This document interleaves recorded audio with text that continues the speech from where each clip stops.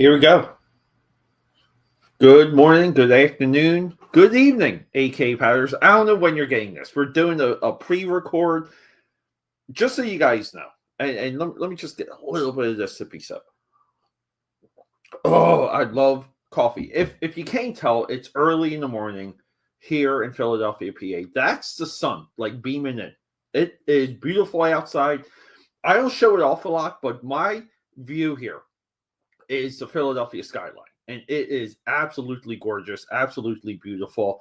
But we're dealing with a lot. It's been partly cloudy. It's been rainy for weeks now. This is one of the warmest falls we've had in quite some time, but it's also inconsistently not fall. It's just we don't get a lot of that fall chill in the air that we love here on the West Coast. And before we get any further, let's talk about the two mascots of this table, Crypt and Pike, and our spiritual advisor, Stephen Hughes of Chaos Comics. We get those two. Oh, excuse me. Yeah, guys, I still have that cough. Only a little bit. I only cough like a few times a day. But usually I wake up with a lot of mucus in my throat. Today we're working on Scud over here. And I just posted this on the other day on Twitter that I was going to, take this destroyed piece of cardboard here. Like, if you guys can tell, this thing is wrecked up. But we're going to take this and transform it into what I feel is one of the greatest independent comic books of all time. And Scud took a while to wrap up. Here's the crazy thing. I own two of these omnibus. I think they're called compendiums. We have a wonderful quote here too by Kid Cudi. We have these compendiums, right? And they're tough to read. I will always talk about this. I will always talk about the difficulty of reading these giant effing volumes. But Rob Schrab, who this is our creator, this is our artist. I believe he moved into animation. I don't know what other comic book work he's done, but he's our guy for this. And along the way too, he got collaborators, he got people to help him wrap up the story. Let me refresh myself, and I've been kind of going through the first couple of issues again. Issue 2. Yeah, I guess he's got Mondi Carter here for writer. But let's see if it changes in the later issues. It's hard for me to speak off the cusp, off the top of my head about Scud, because I haven't really done a deep dive. But Scud is a character that's always been around my entire life reading comics. Yeah, written by Dane Harmon. So he shifted writers 100%. And this too, people forget, this issue 9 cover, how many comics ripped this off, right, guys? I mean, we do these action figure, faux action figure covers now for comics, which is the weirdest thing to me. I don't know who would buy that, but it's a thing now, and he's the guy behind it. But for Scud and the time, this was the coolest thing ever, because Scud in 1995, a rising and independent black and white American comic book character, in the vein of the Turtles, the Crow. You had Bone at the time. Scud is almost 4, from top down. And you would think about, man, the independent guys deserve action figures. Some of them are the designs are just too freaking good, or the color combinations are too good. It would be perfect for action figures. Perfect for action figures. Scud did get, I think, 1 or 2 action figures down the road, but excuse me here. But it's it was more of the fantasy of the little guy penetrating the toy market. That was the appeal for this. Now it's just like I don't really, honestly, AKA Padders, like I don't know. So I got one of these in Philly for like $4, and the same used bookstore, I think like a week later they had this one available. So I kept the price tag on this one, but I got these like back to back, and I think they're like different printings. There's maybe 4 or 5 different covers of these compendiums that are just complicated, that are just heavy and complicated to read. And by complicated to read, I mean like it's hard to kind of keep it resting, and you need. I will never forget one of my friends, Mark. He has his own show. It's called All Struck Comics Podcast. We featured it on the channel. He told me one time, like he had like a chair. He had a chair and a special pillow to put his omnibus on to read them like this. So I think comic books, the reading experience for comics, I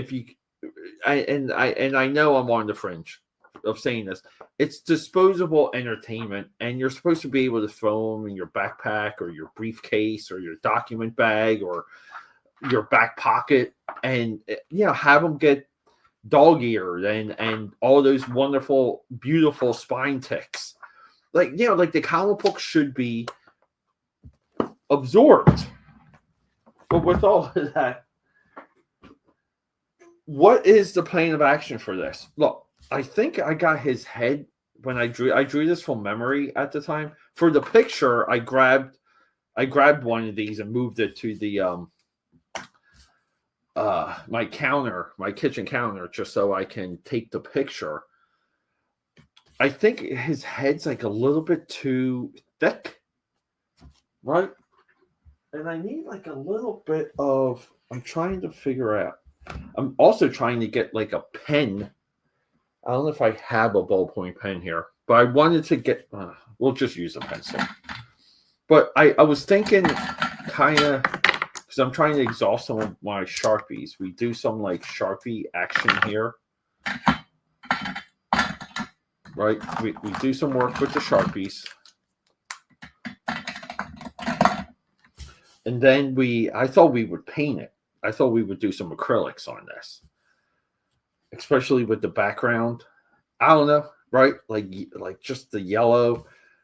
But we need this to be, we need this to be like that.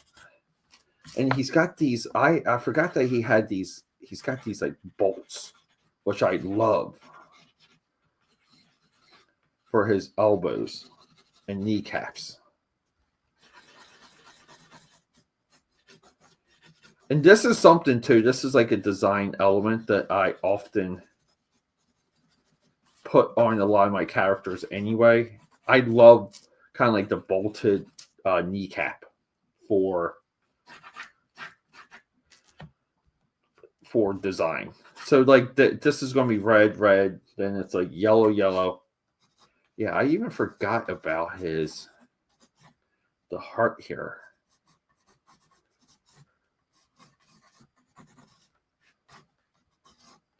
But here we go. We're going to give him a little bit of a waist, like socket here. That's going to be our little addition.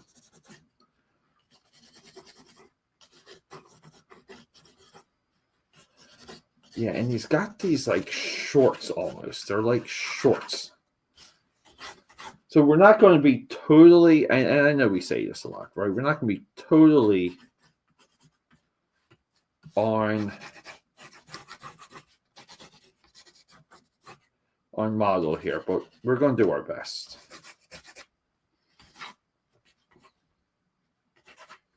Yeah, and he's always got like one big eye and one small eye, right?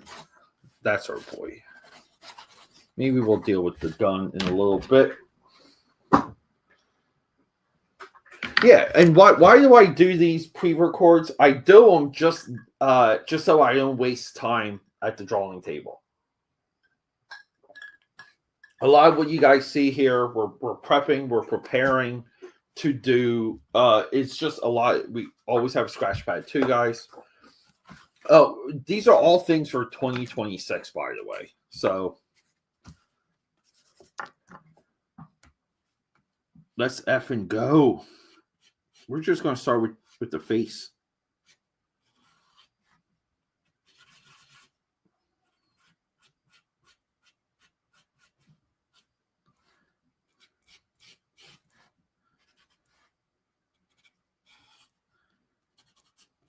Now, there's always, because Rob here has such a simple style, it's like addicting almost. And when you kind of get in front of it, meaning, hey, let's try and like emulate this. Let's kind of do our own. It's really difficult if you're using his drawing as a reference for Scud and not to kind of like duplicate his style or like mimic it along the way. Like that's how intoxicating his style is, because it's just so effing simple and you just want to kind of do it.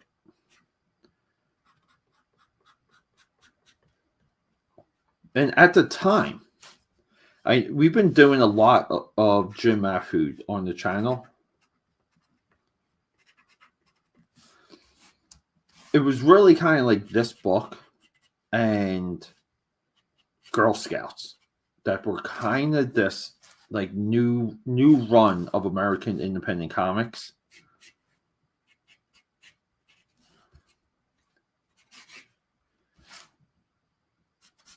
And we profiled Scud before. I think like on my early like Twitter reviews when you could go live on Twitter, like back in 2020. I remember doing it might have taken me like 40 minutes, but I did like a Scud like flip through of the compendium. I think even back then I promised a comprehensive video.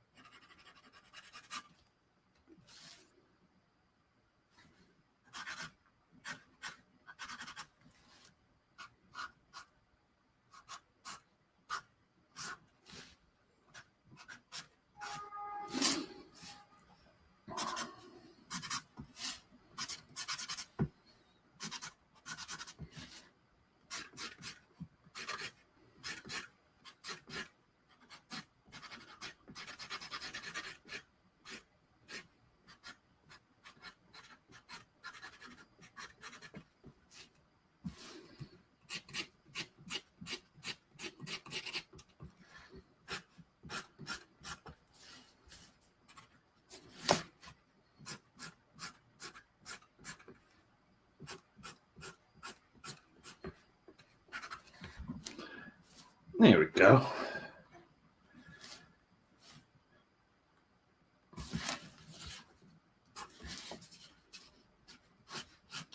There is just an overall joy in taking something like this just, this notepad cardboard here and making something of it, right?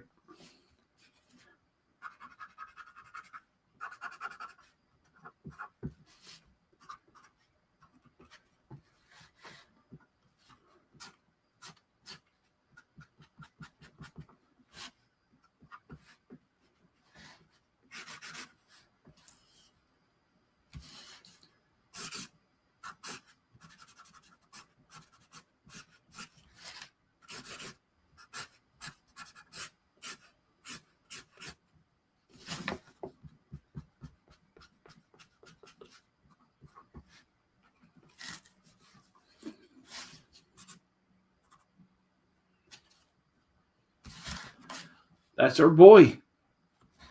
Looking hot.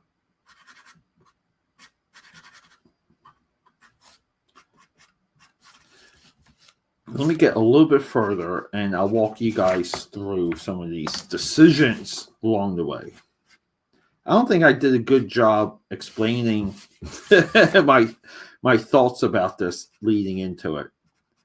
But I like kind of cheap materials, repurposing stuff. That's a little bit of my MO. Because I just think it's, if you can illustrate, if you're really, let's just say you're of the chosen that you're of the chosen. I was able to put enough time into this to learn it. You got a little bit lucky along the way in dissecting like the parts of illustration that you needed and some of the parts you needed to tweak or work on.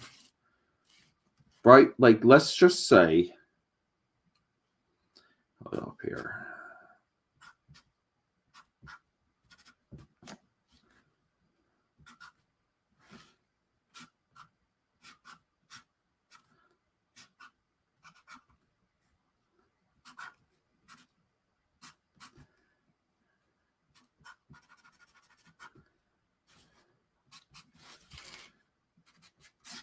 And I know he always had like a Glock, right? I'm trying to look at he always had but it's also like kind of like Rob's version of a Glock.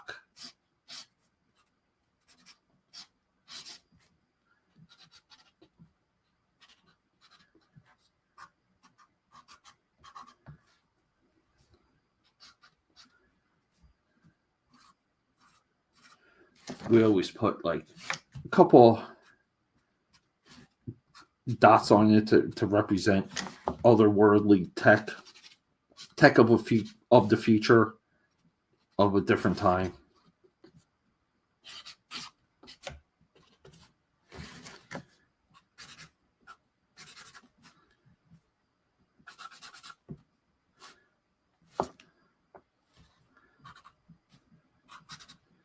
I always remember him kind of like having two fingers out, kind of like holding it in a stylistic way. Yeah. So the point I was getting at is you have to have a little bit of luck in being able to dissect enough of yourself.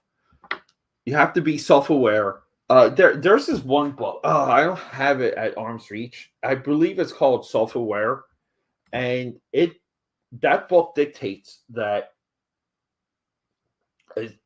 insanely, it's like single digits, like insanely low amount of people are self-aware, and part of the epidemic of that is a lot of people believe that they're self-aware, so they're delusional. Fantastic book. I've read it poolside this summer. Totally blew my mind. So, but you have to be self-aware. Like, that's why we brought that book up. You got to be self-aware on like your cognizant function. Like, what is your thought process? How do you process information? Do you have a good memory? Are you good with names? Do you remember phone numbers? Do you remember passcodes? Have you designed a system for yourself? Like, these are all the little things that so many people dismiss. And when they don't illustrate, they dismiss it as godsend, meaning a person grew up with a ability that they don't have. They're a natural. Part of being an illustrator is being natural. You see this a lot. I see it a lot in my comments. And you really have to say, no. Sure, there's people who have photographic memories and luck and a little bit of timing. and they're the ones, and then like they're like stories, like the story of that person, the way that they got into the industry or on a book or on a project or this and that and so on and so forth. It becomes like lore. And like who are they, right? Like if let's just say like you're someone that you got popular. I know a lot of people, my audience, right? We're all about the 90s. So someone gets popular in the 90s. And let's just say like the press takes the story away. The press focuses on someone being discovered in a mailroom or in line on the field trip. Like we know all of these stories. We know them all. And like, but who are you to kind of not go along with it or accentuate it or say like, hey, like enough of that's true and cool. Like that's going to be my origin story. Like we're obsessed with origin stories, like Tony Stark and Doctor Doom and Thanos and so on and so forth. And you find this in all the media, like F. Scott Fitzgerald and Andy Warhol and Hemingway, right? Like their life and the way that they got to where they are, like what happened with them, and like all this stuff, like insanely interesting stuff. Okay, guys, it's myth building, and they all realized it. There's a like a 0.0 position in all of their stories where it just becomes truth. George Lucas and the drag racing, and George Lucas was on his deathbed, right? And he comes up with Star Wars, maybe, and he was a drag racer. That's what American Graffiti is all about. And then somewhere along the line, he becomes a filmmaker. It's like he speaks of it like it's Providence. So the point I'm getting at is, and I gotta stop saying that. I just gotta get to the point. But it's simple, aka Padders. That's their story. And it could be true. Some of it could be, some of it could not be. Who cares? But you have to understand that you have to do whatever is necessary to unlock. You have to unlock what makes you work and how do you work. You have to unlock what you connect with on a high level so that you can 10x it and plus it out and get more out of it. You have to really be very into how you work. That's it, aka Padders. All right, we're gonna put some yellow on this. I just want to erase maybe like some here. I've always said this. I'm not a natural illustrator. I don't think I'm good. I don't think I'm talented. I don't think I add anything.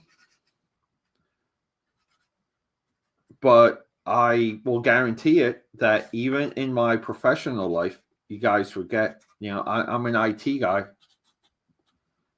I do more on IT weekly that I will ever do with comic books and illustration. I view my IT work as highly fulfilling. It's challenging. I get dopamine drip from it. It's all of this stuff, guys. I absolutely love it. But I draw and I take it seriously. And there is hardly enough of these jabronis out there, these mooks. I say mook, that's from Lion King.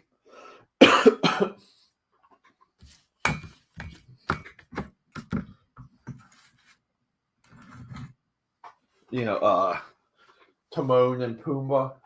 they, I think they call Simba a mook. It's like one of my favorite lines in like all of animation. All right, we do need aqua here. Let me see. Do I have enough here? I got also a very stiff. Oh, yeah. Let's get some. We need some fresh aqua. Be right back, guys. I'm going to fill this up.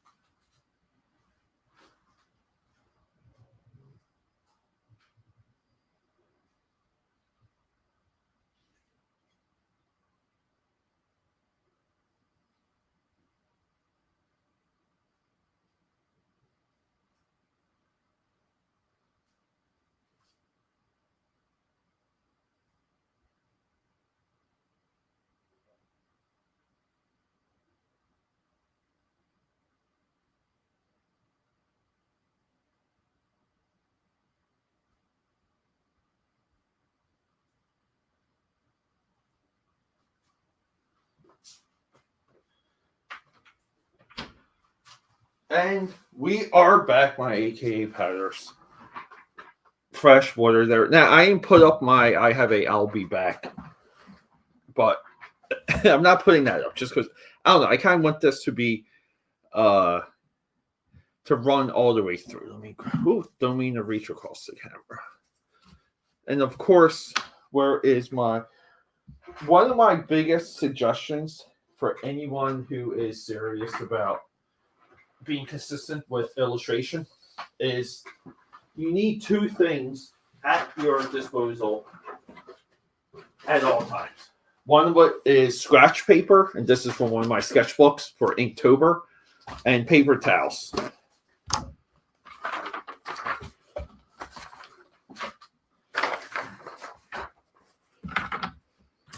And let's get some of this out of here because we want better scratch paper.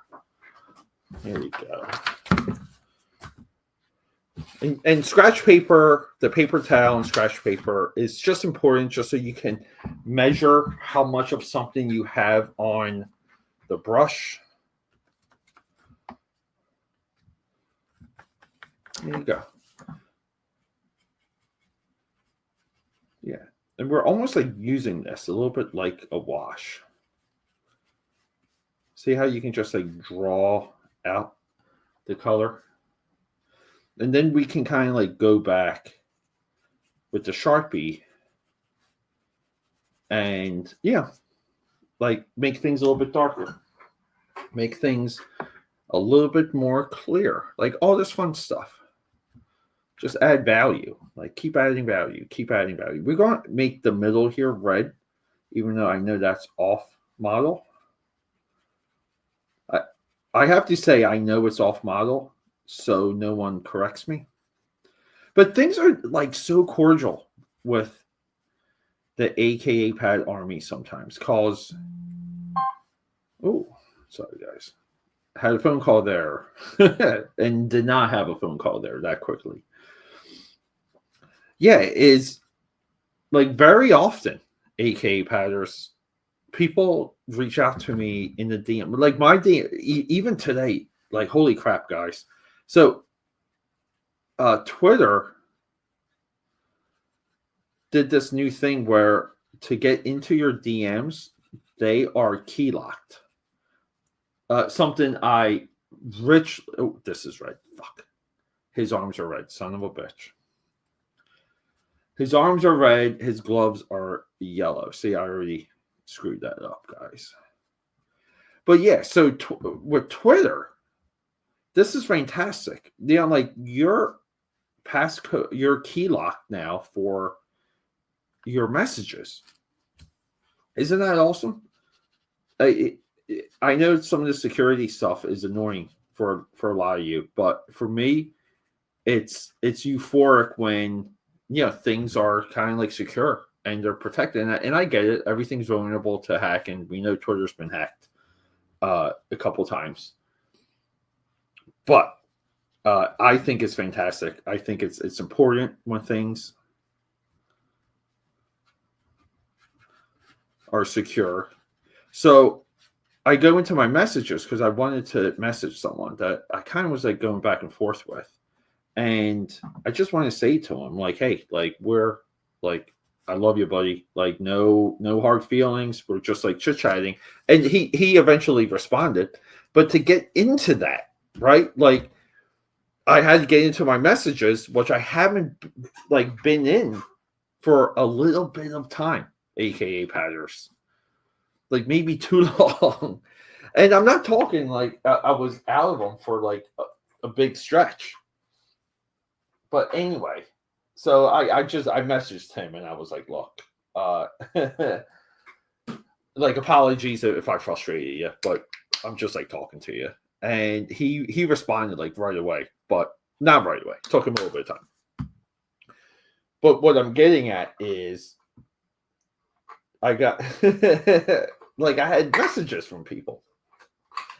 And then if the person's like not someone that is regularly in contact with me, they are in Twitter, they're put in like requested messages.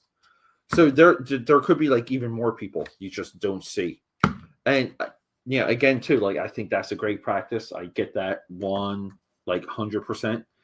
But it's nice that like when people reach out to me and they're like, hey, or I like this, and and you kind of want everything to be like in the comments and documented, and it's good for the algorithm.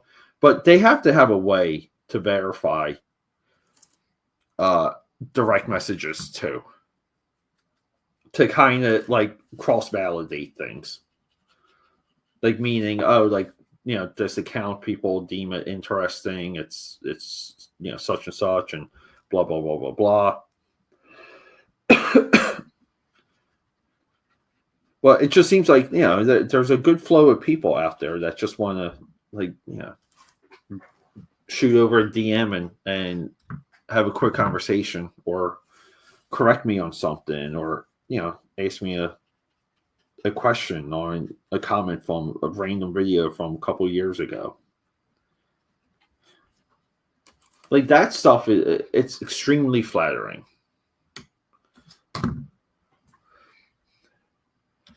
And it's like I'm fine with it because like the goal is to kind of again like elevate as many of us as possible. Like let's like I don't want to say that I believe that there's like purposeful gatekeeping. I think some of the gatekeeping is through the algorithm.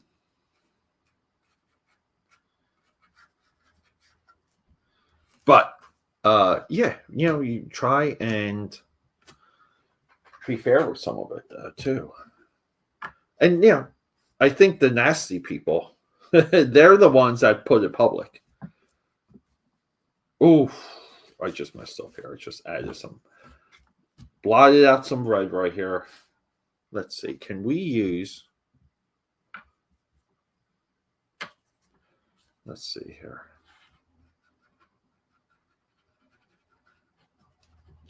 Yeah, that is in there. Usually with acrylic, you can work acrylic off of this.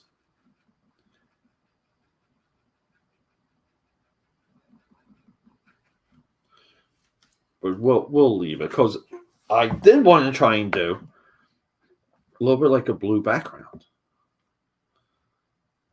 So let's do that. Got some beautiful blue. We have the cheapest of the cheap. I also have my father's. These are my father's old. When he passed away, these are his old acrylics. He painted for fun, and seriously, like people loved his paintings.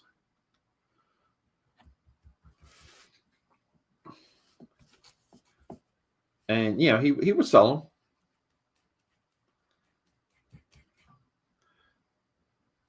But anyway, when he passed away, my mother just gave me this big box of his stuff, and I don't know. it's always nice to use them.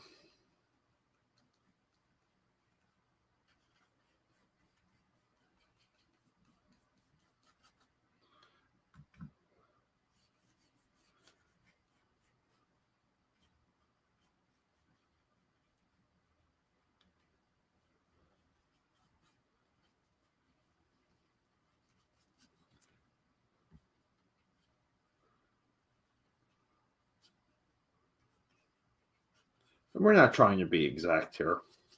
I always like when things look.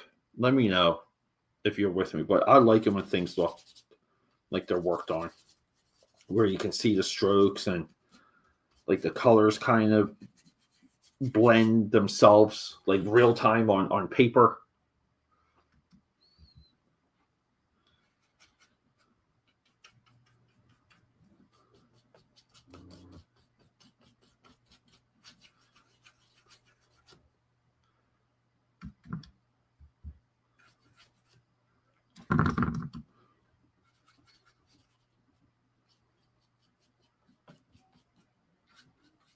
There we go. Might leave like the gun and whatever box he's like putting his foot on here. I might just leave that to the color of the cardboard. Just have the natural color of that kind of come through.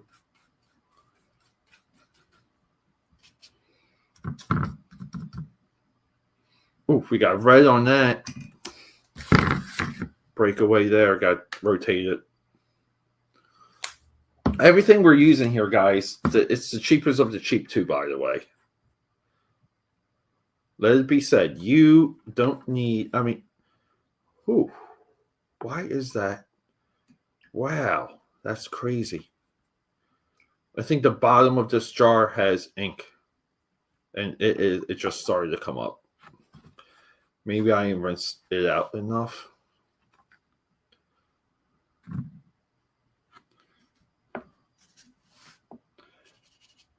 Hopefully we got enough left in here to finish that, right?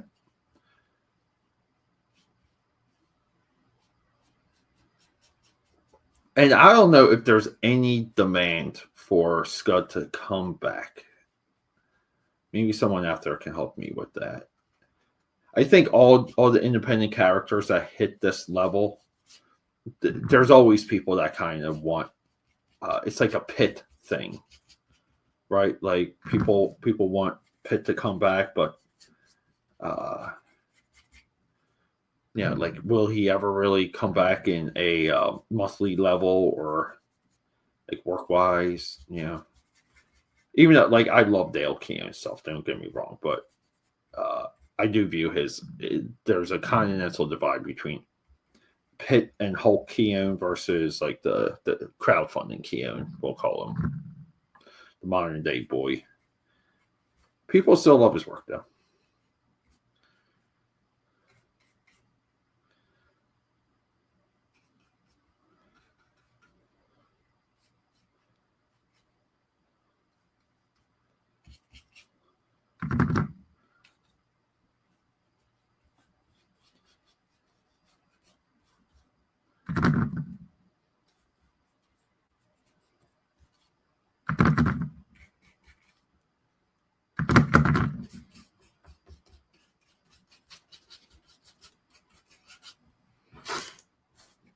There he is. That's our boy.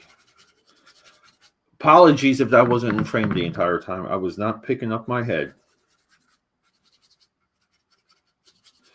And a lot of that. So I've been working on one of my late 2020, 2025 projects was to kind of start to map out the sketchbook series where I like try and develop, and I wanted to do as much of it live and on video, but like kind of like developing like an out loud methodology on illustration and craftsmanship and knowing your materials, like those three things, and that they're together and separate, but kind of take away like some of these notions and exposing some of the learning process. I just don't think there's enough out there, And I think that there's just a lot of like BS. So, in 2026, like hopefully, like early 2026, there'll be this series from me live and on video of me like working with particular sketchbooks, paper grades, but building almost these like complete volumes on Crayola crayons and Crayola products and Faber-Castell and so on and so forth. There we go. That's our boy. So what we would do here, and we might have to wait, because even though this can dry relatively fast, the cardboard, it takes a little bit of time for the cardboard to absorb. But see, we would just go over here, and I'm keeping my hand, like, that's just there you go. Yeah, see, we would just go over anything that the acrylic lightened up, and we treat everything as like a nice underlayer.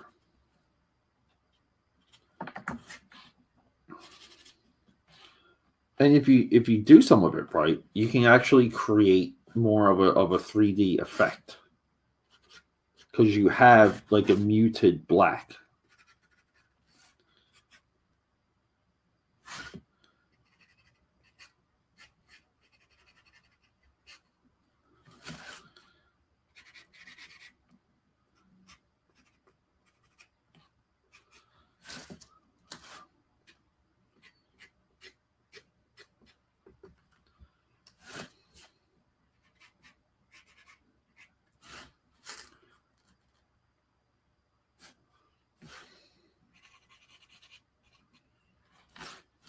Guess we need some white out for that eye.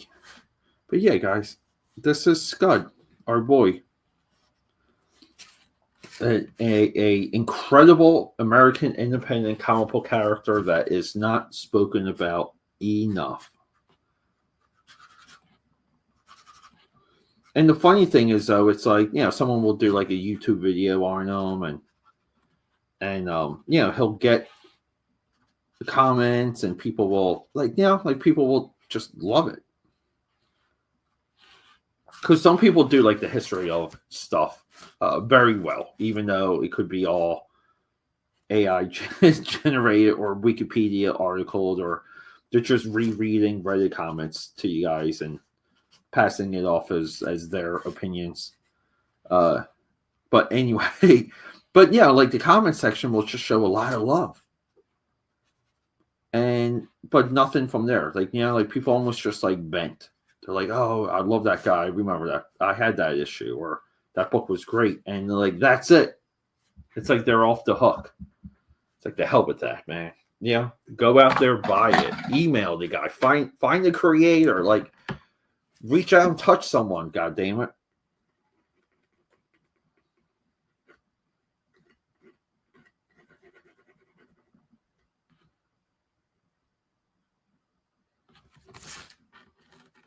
There he is.